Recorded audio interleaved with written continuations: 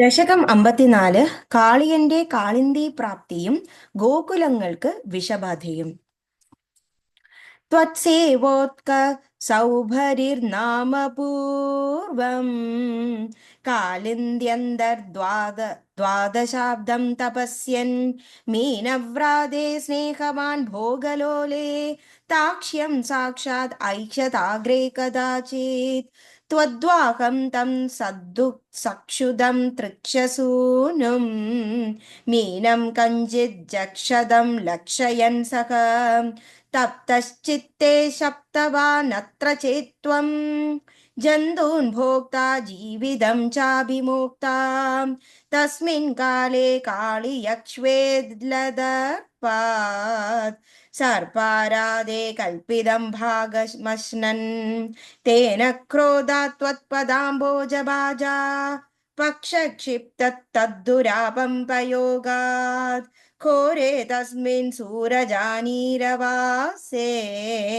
तीरे वृक्षा वीक्षदाक्ष्वेलवेगात् पक्षिव्रातापेदुरब्ध्रे पदन्दः कारुण्याद्रं त्वन्मनस्तेन जातं काले तस्मिन्नेकदासीरपाणिं मुक्त्वा यादे यामुनं काननान्दम् त्वय्युद्धामग्रीष्म भीष्मोष्म तप्ताः गोपाला व्यापिबन्श्वेलतोऽयं नश्यज्जीवान् विच्युदांश्मातले तान् विश्वान् पश्यन् अच्युतत्वं दयाद्रः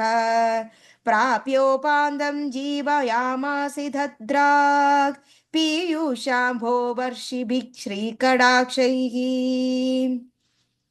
किं जादो हर्षवर्षादिरेकः सर्वाङ्गेष्वित्युत्थिता गोपसङ्खाः दृष्ट्वाग्रे त्वां त्वत्कृतं तद्विदन्दः त्वामालिङ्गन् दृष्टनानाप्रभावाः गावश्चैवं लब्धजीवाक्षणेन स्वीदानन्दा त्वां च दृष्ट्वा पुरस्तात् द्रागाववृः सर्वतो हर्षभाष्पं व्यामुञ्जन्त्यो मन्दमुन्द्यन्निनादाः रोमाञ्चोऽयं सर्वतो नः शरीरे भूयस्यन्दः काचिदानन्दमूर्च्छा आश्चर्योऽयं श्वेलवेगो मुकुन्देति उक्तो गोपैर्नन्दितो वन्दितो बुः एवं भक्तान् मुक्तजीवानपि त्वं मुग्धापाङ्गै अस्तरोगां स्तनोषि तादृग्भूतस्वीतकारुण्यभूमा रोगात् पाया वायुगेहामि नाथ सर्वत्र गोविन्दनाम सङ्कीर्तनं गोविन्द गोविन्द